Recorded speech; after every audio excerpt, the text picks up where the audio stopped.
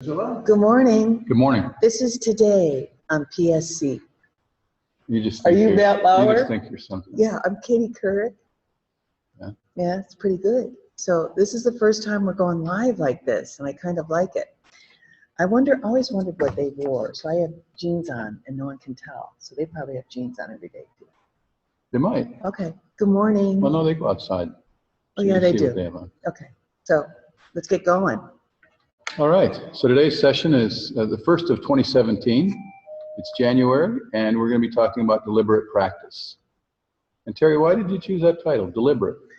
Well, first of all, I think just to practice and say, I'm going to put in some time today on something versus deliberate. What improvements am I going to make as a result of this practice? So I think that the outcomes are different. And if you go to, and how do I go down a slide? Do I go page down?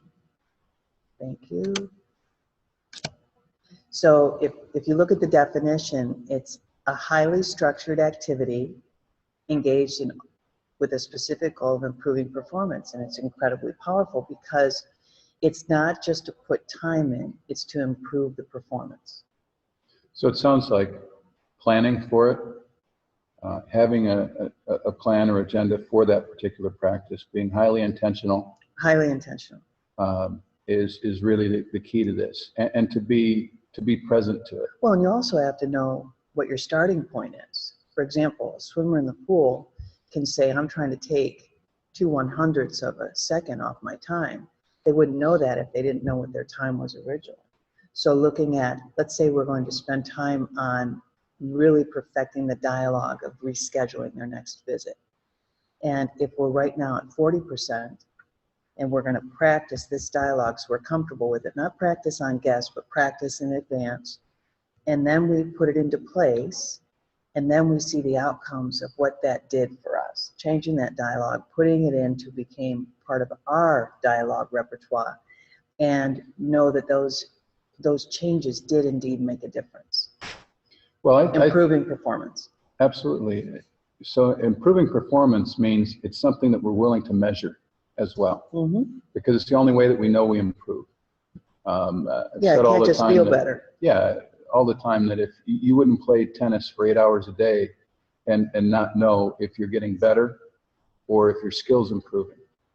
And so when you really look at it, it's got to be measurable, and knowing that is important. The other thing is to identify, the areas in the salon, in our world, where we can practice. And we've always said that practice isn't something that happens on a paying guest. And so what are the areas? I think back to a client of ours, Kim Jones, actually Kim Fish, who now has a salon in Hawaii, but she formerly had a salon here in Lockport, Illinois. And one of the things that she required of her people was that they practiced, and they practiced against a time clock. In other words, if they were doing a full head highlight, they had X amount of time, whether it be 40 minutes, to put in all of those foils. And so they would constantly, even the people that were on the floor, when they had downtime, that would be something that they'd work on. Can I get this foil highlight done in X amount of time? And they recorded the result, and they recorded it, and they recorded it. Well, interesting enough, Vicki was talking yesterday from the gallery, and their assistants have to be able to do a color touch-up in 13 minutes. All right, so it is quantified.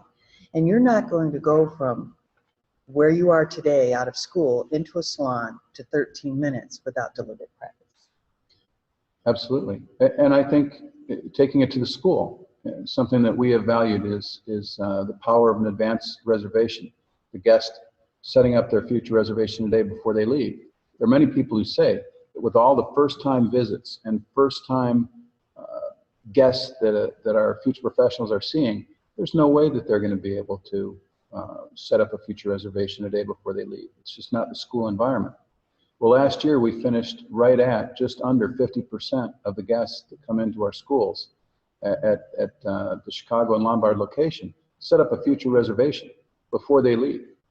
And that happens through training the dialogue, practicing the dialogue, modeling the dialogue, and then implementation, one guest at a time. Well, and the other thing that we had an owner's circle yesterday, so we had many salons here.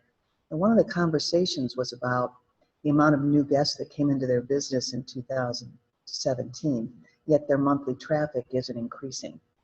Now, what do you do to understand that there's a deficiency so you can create deliberate practice? I mean, that's a red alarm fire. If your guest count is not growing, yet you're taking on a significant amount of new customers, there's a problem there. And it's even something we look at, because knowing who your buyer is will dictate what your needs are to improve your actions as a team. So Brian's in here with me. Good. All right, so how do we keep this at front of mind every day? You know, the desire to get right and better and get better at getting better. The trouble with, once people are trained, oftentimes the practice starts to diminish. And I was thinking about, how do we make those minor shifts, and what are the improvements? Now, first of all, when you work on a skill that's going to take 1 to 3 practice sessions to master. So for example, I can't just meet with Brian and say, Brian, why don't you try this dialogue? He goes, okay, and nod and break the huddle and think we just put change in motion or improvements in motion. We have to have 1 to 3 practice sessions to master. I remember there was a story I was reading in a book where a father was working with his son, and he had baseball experience, and the son wanted to be a pitcher. And they worked on, for 3 months, elbow up, elbow up, elbow up. And the son knew that that's all his father was going to say is elbow. It's kind of like when we're golfing and you say, keep your head down, keep your head down, keep your head down. You know, I practice that a lot and I'm still not getting that right. It's still too nosy and want to know where the ball goes. But elbow up means that when they're practicing, they're working on one skill, elbow up, over and over again. And when you think about, each practice session should focus on mastering a tiny skill like elbow up. And that makes you slightly better at your craft because your awareness is so increased. Your awareness of where you are.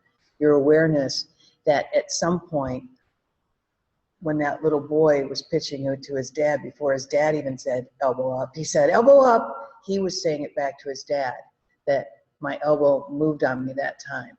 And that's what practice is all about. And when you think about, we're going to talk about in a little bit, the 10,000 hours or the 10,000 effort hours of making something better, that's someone that's really mastering something. And it's, his dad was watching him.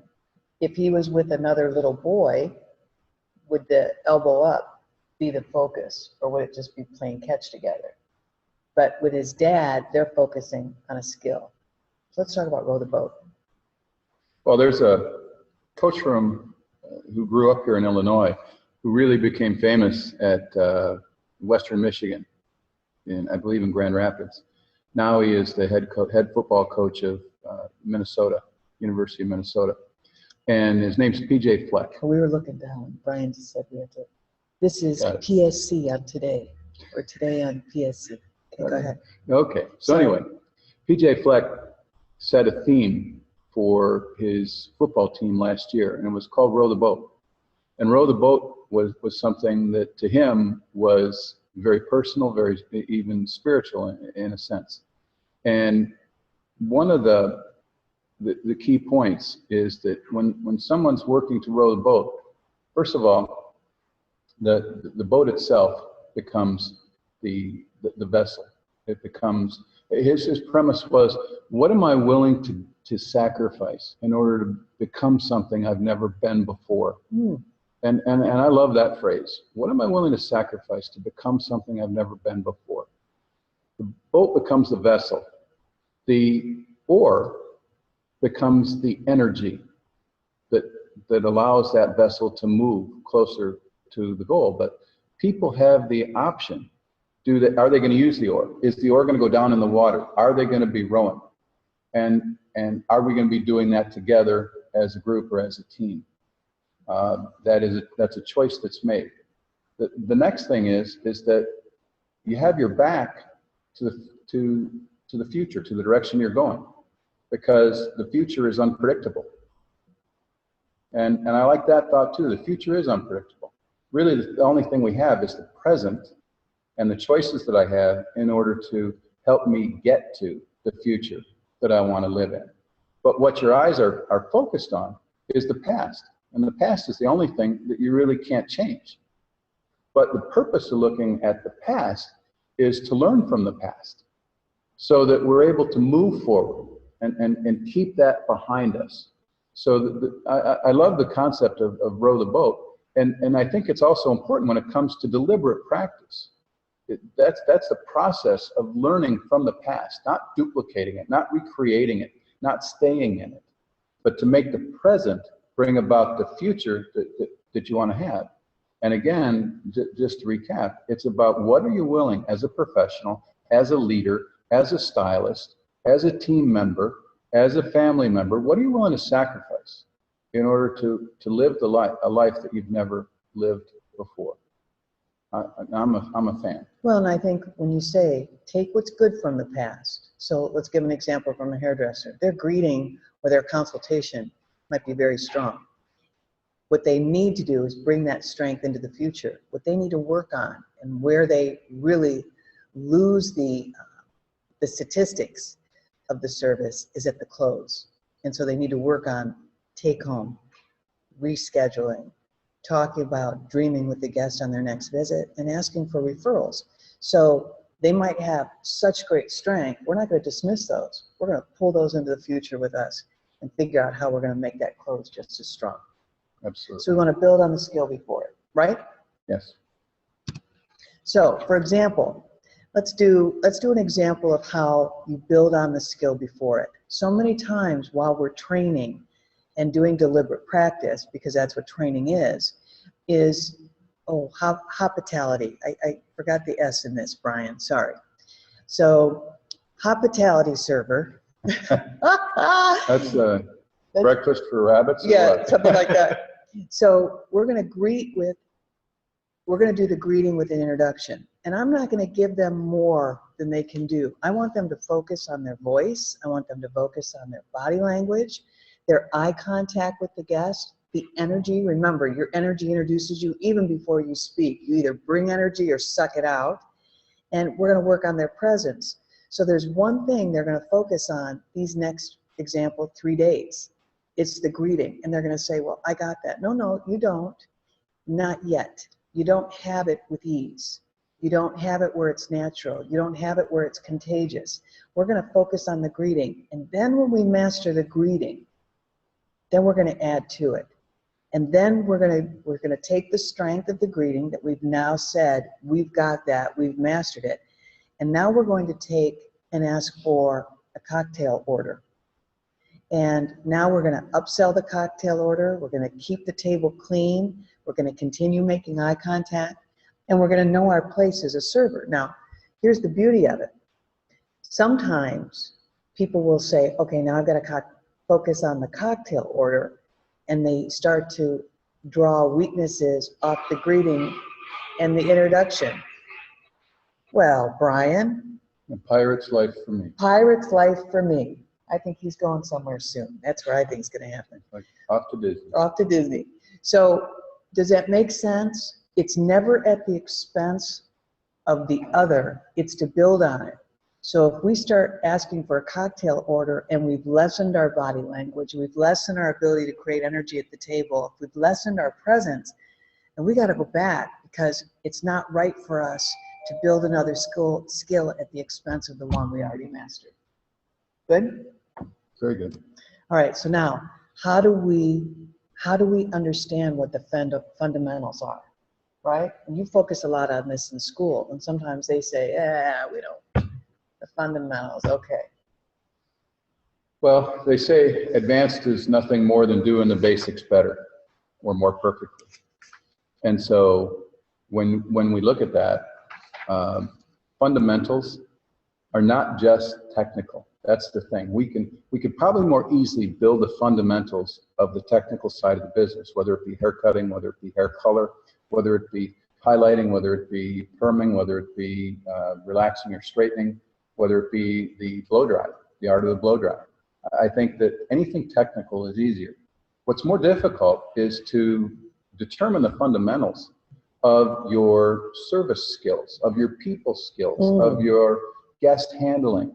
What is it like to create a salon experience? Well, and that's so key in our business, because we've witnessed this many times, and we've talked about this in many of our e-learnings. We've seen brilliant technical people that can't make in this business. Absolutely. Because they don't honor the fundamentals of service. They honor the fundamentals technically, but they don't honor the fundamentals of service. And that's why we talked about, I believe in our last one, there's definitely a technical consultation and there's a service consultation, right? And masters understand, even though I've been servicing this guest for 6 years, there's a social connection that I have to create and respond to every time they're in, right? Not just the technical, but it's a fundamental. I've got to give that energy. I can't just do a great haircut today and work in silence and think the outcome's going to be the same. There were, when I was first in this business, I used to almost get frustrated or angry with people who were not technically superb. And were busier than people who weren't technically superb. In other words, the people that understood the service skills and the customer handling part would become fully scheduled more easily than someone who just had the technical skills, because they're not enough. And I used to think technical skills was everything, and would be angry when it wasn't enough. And so I think that when we really think about what are the fundamentals is everything required for you to be at your best. Everything required for you for you and your effort to equal success. You know what I think about golfers? They get to, I mean, they've golfed how much? What's the first thing they do when they get to the course? Practice. They practice. There they are. They're putting today. And I'm thinking, my God, you putted 40 million shots. But they've got to get their mind ready to do the game. Well, you know, Ken Blanchard he used to have a golf school. He may still in San Diego. And he turned golf into an acronym that stood for Game of Life First. And his whole thing was throw away the scorecard. Don't throw away a scorecard. That's for an everyday, every week golfer.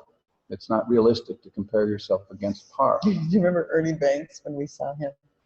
And he was he was golfing at a course we were golfing, and he was sitting in there. And so I walked in and we sat with him for a while. And he said, "How was your game today?" I said, "It was awful." He said, "How often do you play?" I said, "I don't know, 9 or 10 times a season."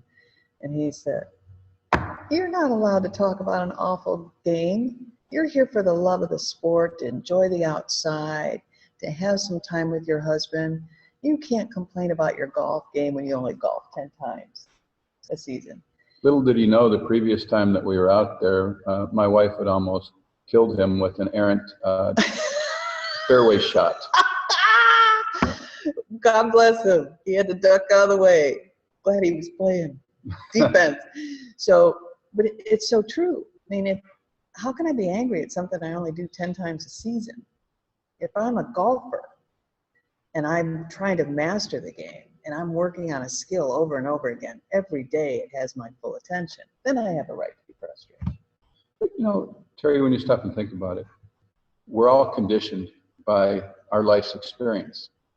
And at each level, as you increase, it becomes more difficult. And if it's been easy up till now because you've been able to wing it, because you've been able to just get by at anything you ever tried, there are some people that just, when they're kids, they're natural athletes. And as they get older and the competition gets more difficult, they think it should still be that easy. And to play at the highest level, you have to continue to up your practice, to up the time that you spend in it, because the other people are. And I think that we're at that point in our industry where there's going to be this huge gap in between the people who are really making it and the people who are just getting by. Well, and how are you going to compete with someone that's practicing that much, right? I always use the example of me cheering, but there's no way someone who wanted to cheer was going to compete against someone that was doing 1,000 jumps a day. It's just not going to happen. Well, let's think about it a different way, because I know that people in this, whether you're in our session live or whether you listen to the recorded session, you might be hitting pause and saying, wait a minute, I don't have time to practice. Don't they know what the pace of life right now? Well, guess what? We had something in our company where we would bring the whole company together for a company meeting. And we would do it before normal hours of the business. And we stopped doing it because it just became too difficult. And so Well, there was always an excuse. Yeah, the decision that we made was to make it during business hours. To say it's important enough that I'm going to schedule it during business hours. I am going to pay our people to sit in front of us and be at that meeting. And I believe it's really important. So why did I bring that up now? I brought it up now because I think that the only way you're going to practice, when we said deliberate practice, is to plan it in your day. Mm-hmm. It's an appointment, just like a guest appointment.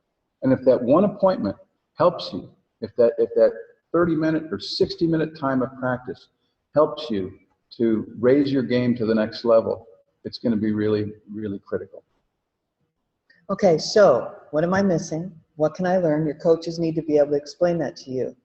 And how can I continue to grow? But the biggest thing is expertise is a process. It's not an outcome. Yes. Right? How we doing in PSC, MBC, ABC? So it's a journey, and that's another thing. It's got to be embraced by everyone. So when we look at people that don't want to practice, or they don't want to go to a meeting, or they don't want to, and here's my favorite, they don't want to role play in front of each other because they get nervous. Expertise is not a race that can be won. It's an embraced process. It's a commitment to grow each other and with each other, right? So let's go back to camp. I think that I admire professional athletes, and you know we're sports fans, and last night was the national championship between Clemson and Alabama. And what a game it was. I mean, it was a game of will, and a game of effort, and a game of who wants this bad enough.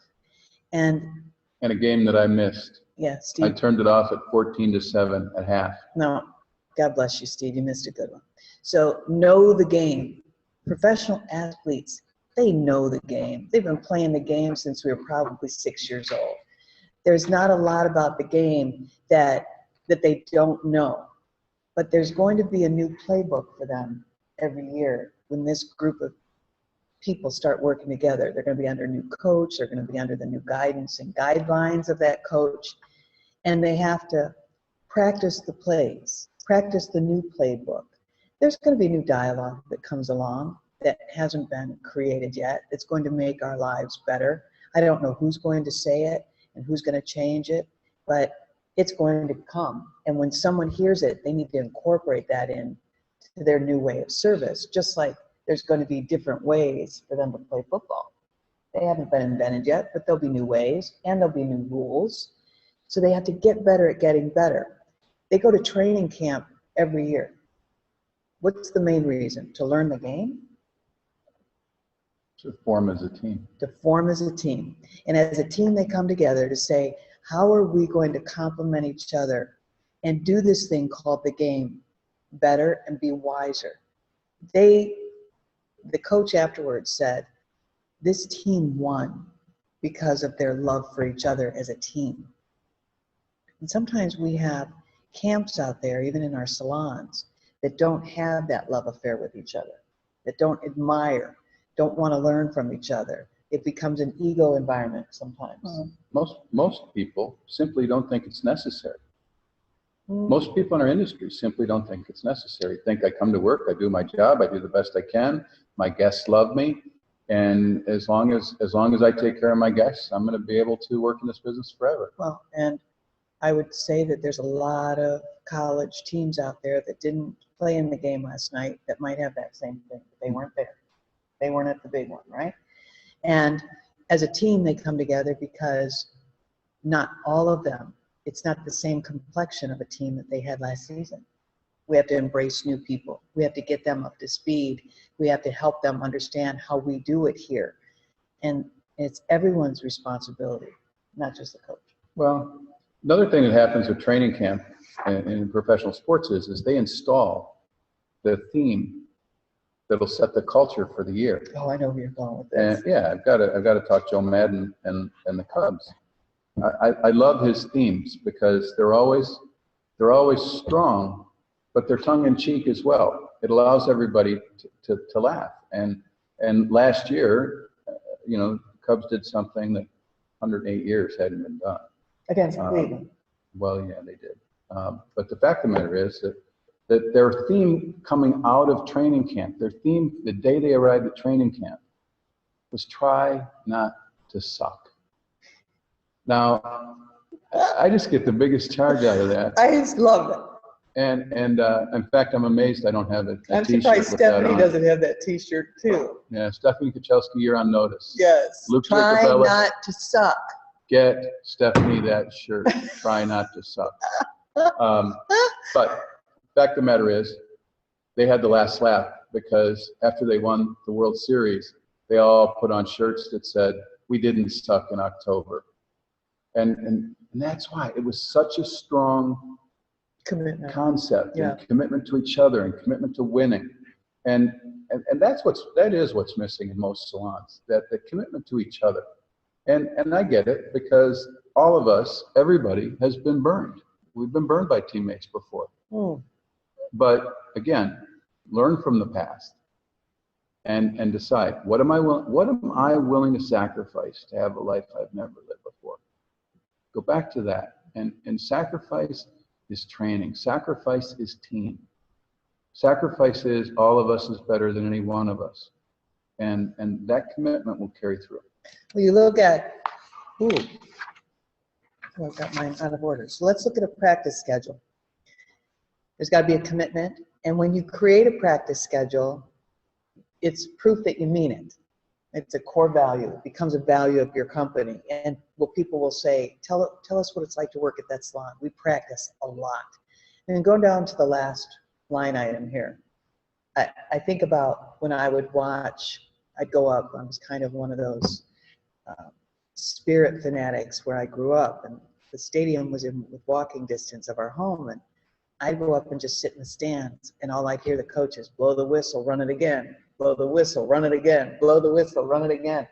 We're going to do it over and over again until we get this right.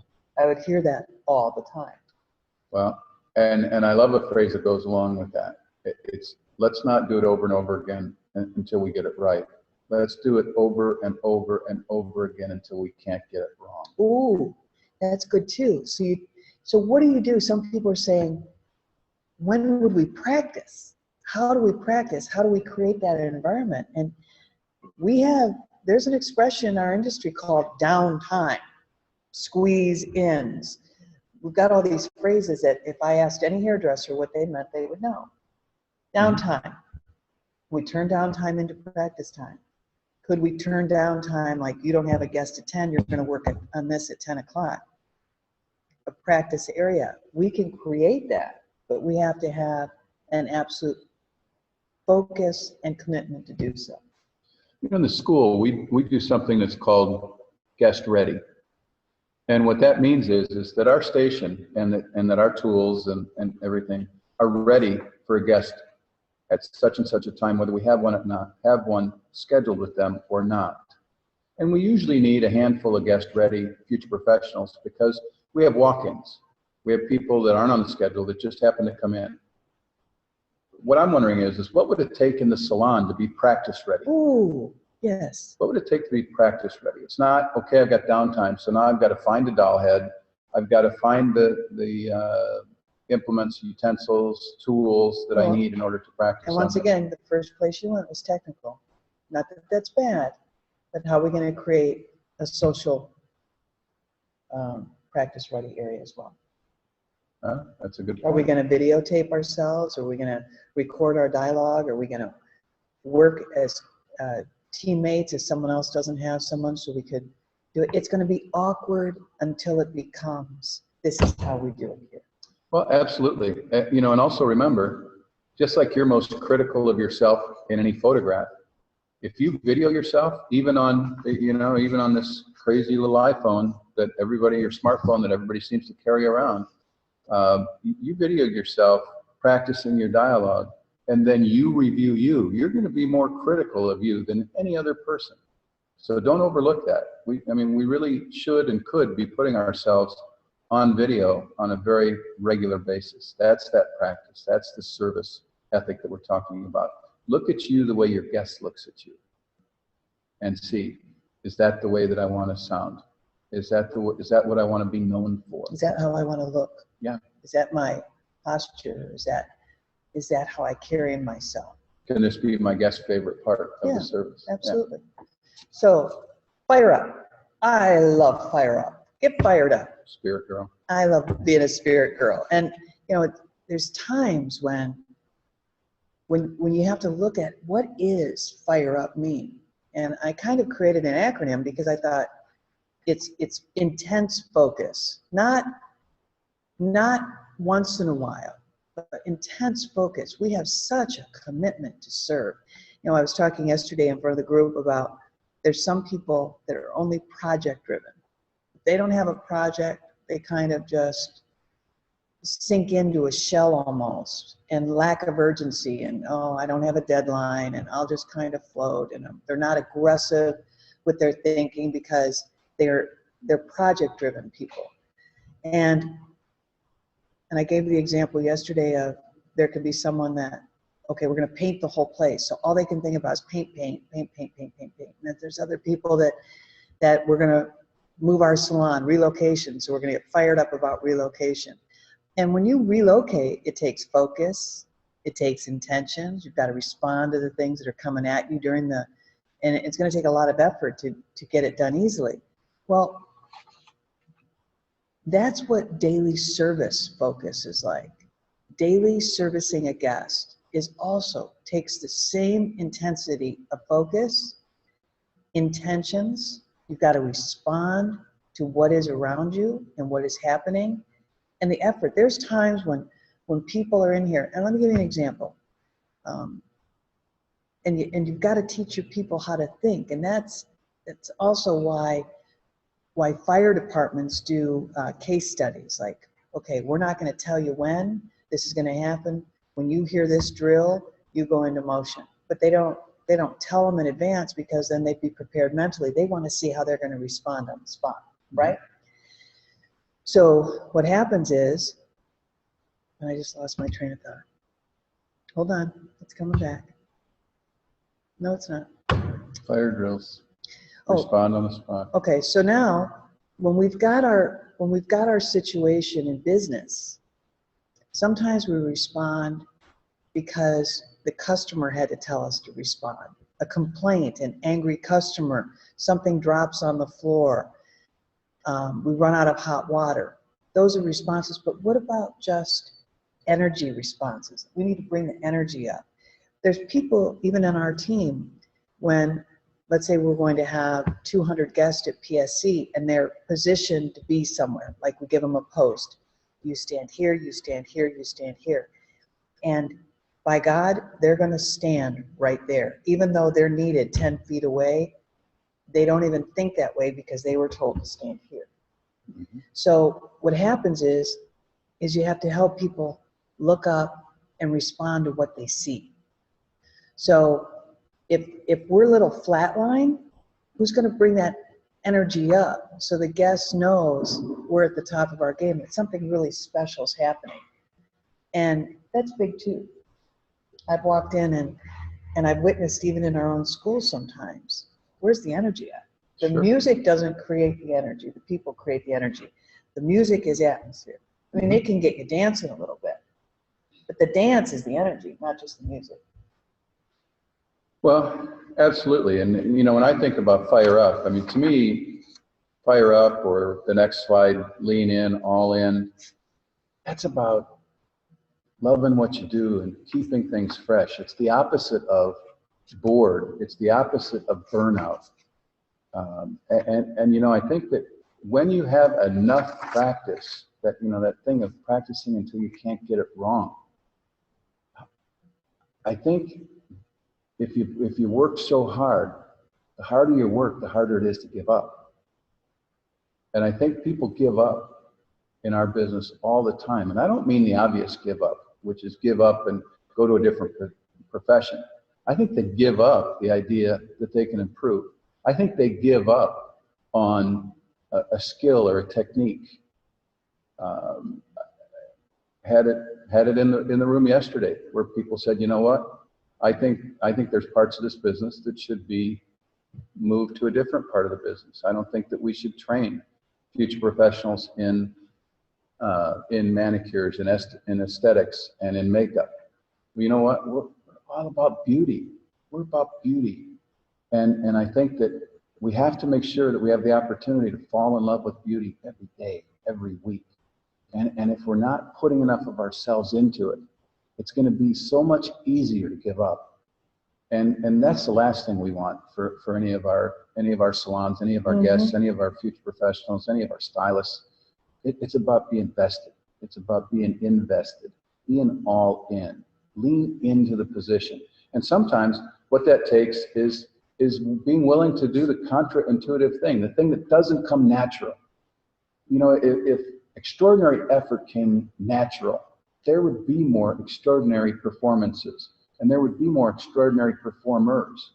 It's not natural to want to work that hard. It's not natural to want to be the best. It's contra-intuitive. It's against our own intuition to really want to put it out there and be the best and do things in the right way. And so if you're facing that boredom, if you're facing that burnout, think about, how can I fire up? How can I lean in? Do what your body isn't telling you to do. And that's even the opposite. Work a little harder. Yes. Okay. So this is just a slide that maybe you have a level system in your business. Maybe you can look at level 1 as far as length of time people are with you. But what are these levels working on specifically? And it might be a great group exercise for you as a leader and for them to do as a team of people. Let's say Brian, Steve, and I are all level 3s. What are we going to focus on this year? What is our, besides overall salon, what are things we need to master? What are we ready to take on, right? Elbow up, 10,000 hours. I mean, you hear 10,000 hours all the time.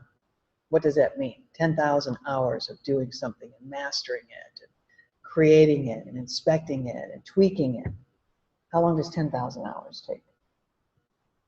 It takes a long time. If you think if the average person works 2,000 hours a year, that's 5 years. Good. Of the same thing to be really good at it. Really good. All right, so now, when we look at the 4 essential components, you've got to be motivated. And I'm telling you, as a leader or as a trainer, sometimes I think, I cannot say that again. Hate everybody. Not saying it. But an expert knows that they've got to give extraordinary effort to improve the task. They have to. And you're going to say it. If you're responsible for leading people, I mean, how many times you want to blow the whistle as a defensive coach or an offensive coach?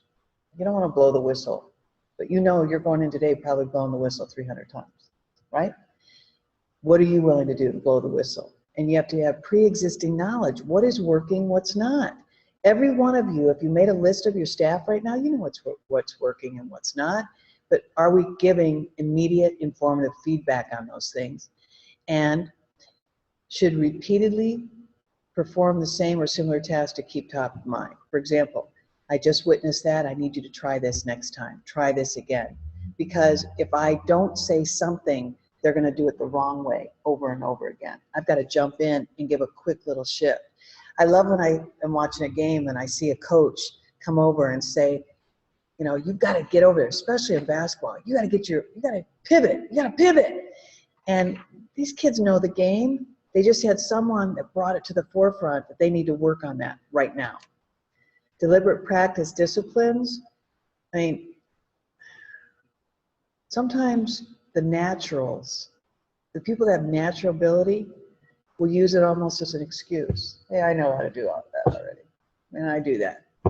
Yeah, I think I heard that thing about Derek Rose this morning, and I'm just so disappointed in him that But we don't know the story. don't know the story, but social media is already creating that he didn't show up for a bowl game. Well, he didn't. Right? It could have been a family emergency. It could have been, but say that, because now everyone's coming to their own conclusion that he's not honoring his craft, he's not honoring his team, he's not honoring the fans, and now it's a mess, right? Mm-hmm. So how you practice matters, and you've got to address those head on. I know people, especially millennials, don't like negative conversations. How are we going to do this that they don't hear it as a criticism? And millennials hear everything as a criticism versus an adjustment. I mean, I don't know how to help with that. I was thinking last night, I was raised, Steve was raised in a whole different mindset, right? We know the difference between how we were disciplined. It was just part of it, right? Get your head out of your behind, run faster, catch the ball, do this. This one, everything has to be said differently, so it's not as a criticism. Very rarely could you say to a millennial, get your head out of your behind. It just wouldn't come across as well. And now we've got how we are and how they are. We got to bring it together and help each other. They have to help us, and we have to help them. Well, I think it still comes down to starting at the guest and working backwards to the business. Well, that you have in common, right? Yeah. The guest you have in common. Regardless of what our life experience has brought us forward to, what the guest is entitled to, what a service in our salon is what we've got to build that wall around. And then how do we all, as service providers, deliver that? And what does it take? And how do we get better? And how do we improve? I think back to something that we said a long time ago, and that's that the people won't stay working with you one day longer than they believe that you can develop their career.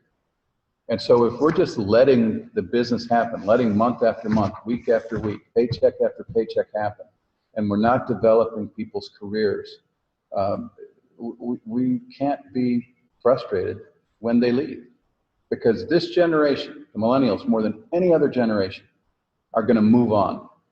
They're going to move on. They're not lifelong people in your company, in your salon, unless they believe that you can develop them. So what does develop mean? A lot of conversations. Bring out the best in them. Absolutely. And if you think about how you practice matters most, everyone has to understand their weaknesses and say, absolutely, I take ownership for that. Yes, yes, yes. Address the weaknesses head on during the practice. Sports do it better than anyone else. So study people that have to address talented people to bring out the best in them. And invent tasks during practice that forces you to address the deficiencies. I'll give you an example. At the school, we have the 2-minute plan, right? Mm-hmm. 2-minute plan teaches them just that little expression, 2-minute plan, lets them know. And some people have even created songs out of it, right? And yeah. Movements and motions. To do that, they've created it to help invent tasks or songs during the practice that forces you to address the deficiency. So on the 2-minute plan is all about the close. I want to go over to motivation becomes a real constraint on practice. Practice isn't always fun. It's an investment. And you have to try to create a great environment. But I can tell you that if it's uninterrupted, dedicated time to an individual, that's powerful in itself. No phones, focus, this is what we're working on today. It's all about you. And I'm showing such a commitment to your development that I'm taking no calls, no interruptions or anything during it. That's powerful. You know, I'm thinking if I said to someone, you know, what's your song list look like? Or what are your favorite apps right now? We'd have answers. But everyone has a list of disciplines, like a song list. You know, what's your song list of disciplines? What can people count on you for? Can you hit a deadline?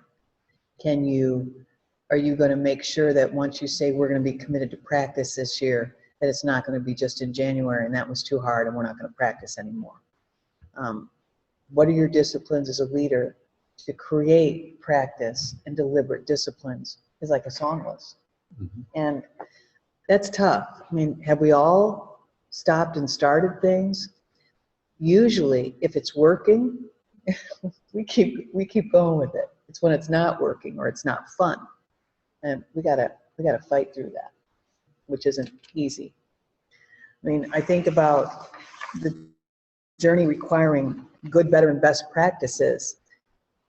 Everyone, if I take a list of our staff right now, and well, let's just use some of the people at PSC.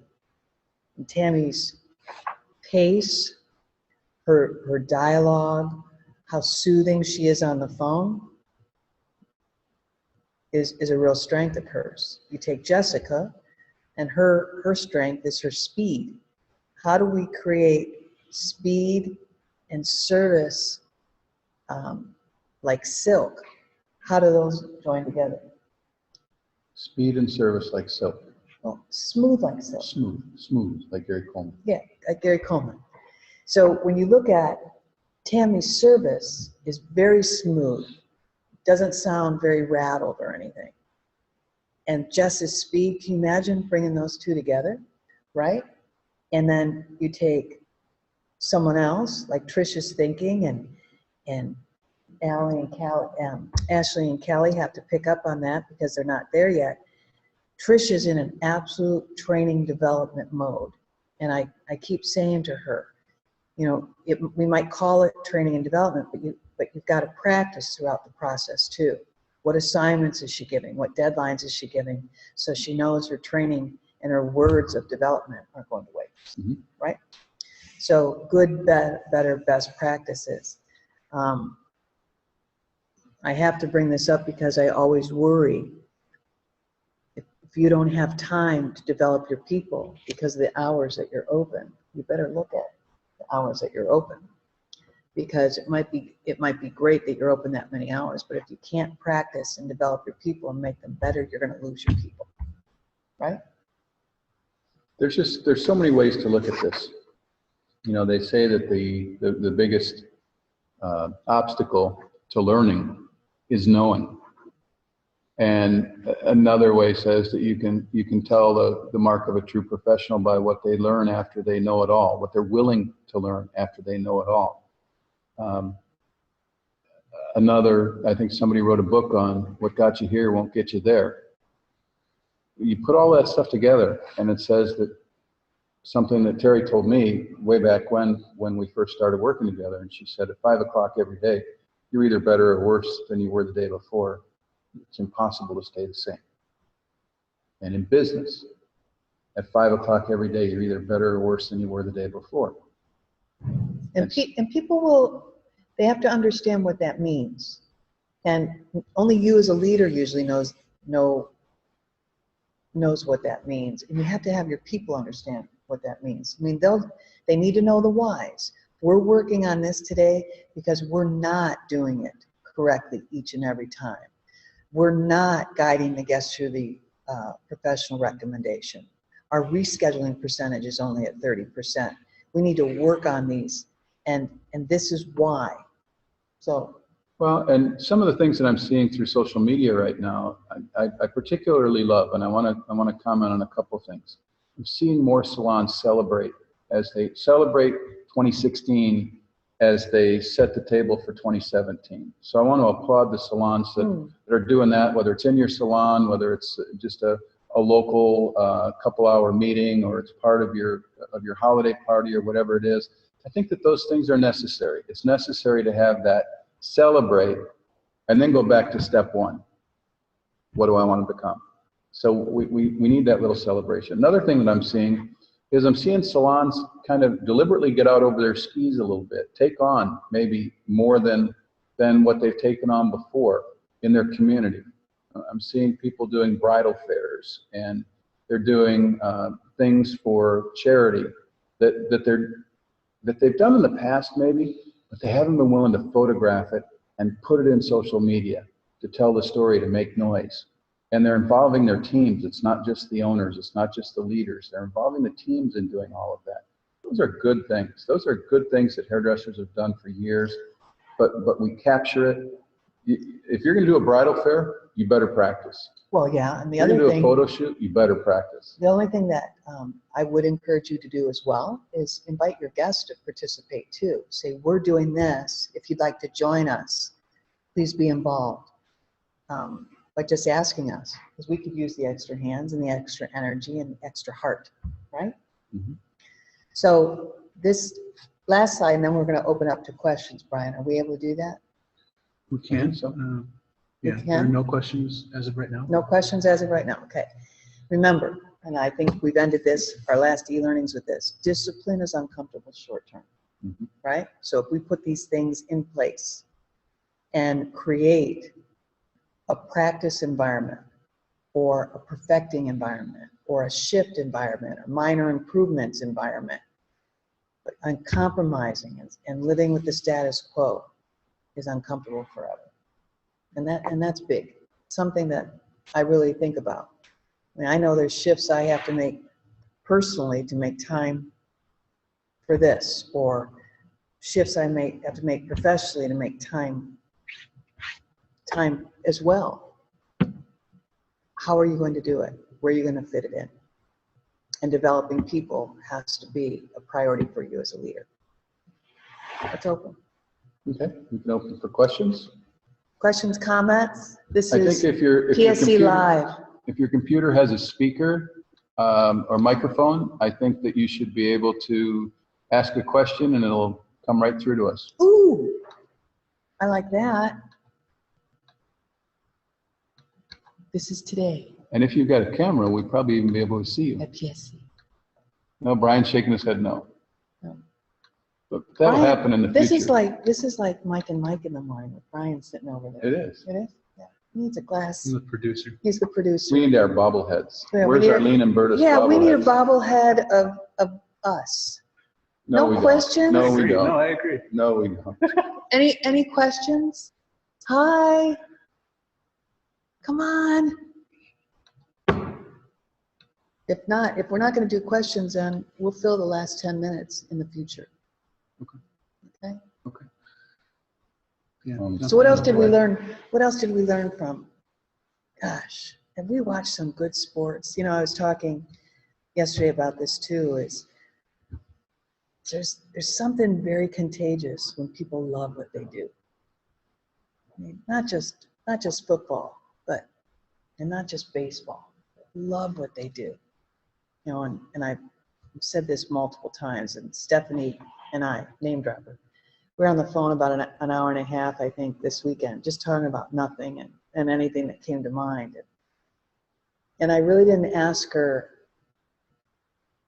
I really wasn't asking industry questions, but because she's so committed to it, it would just drag us back there, right?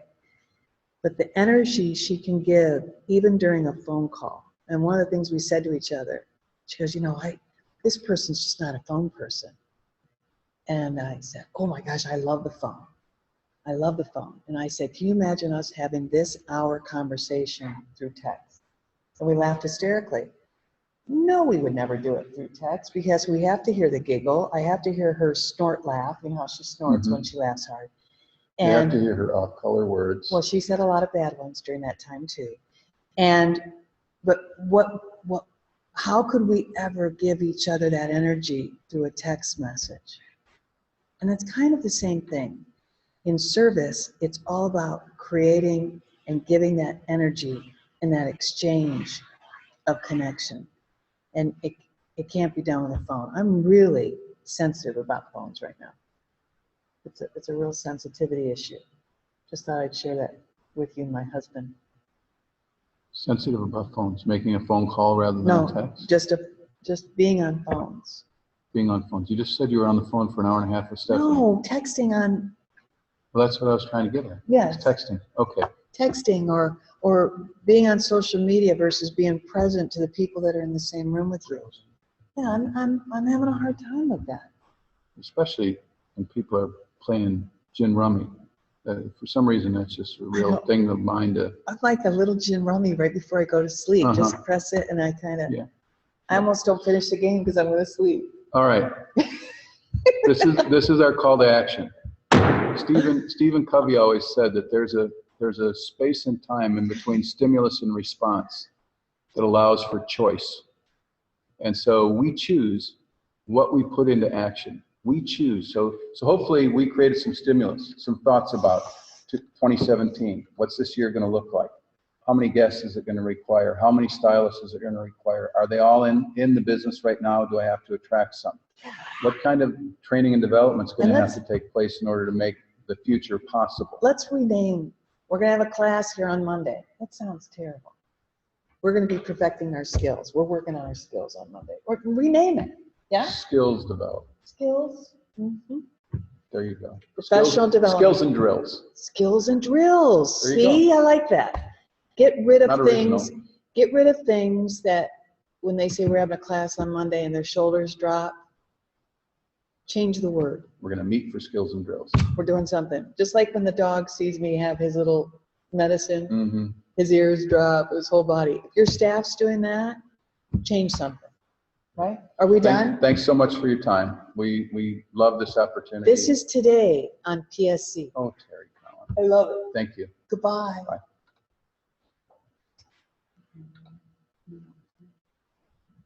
Are we still on? Hi.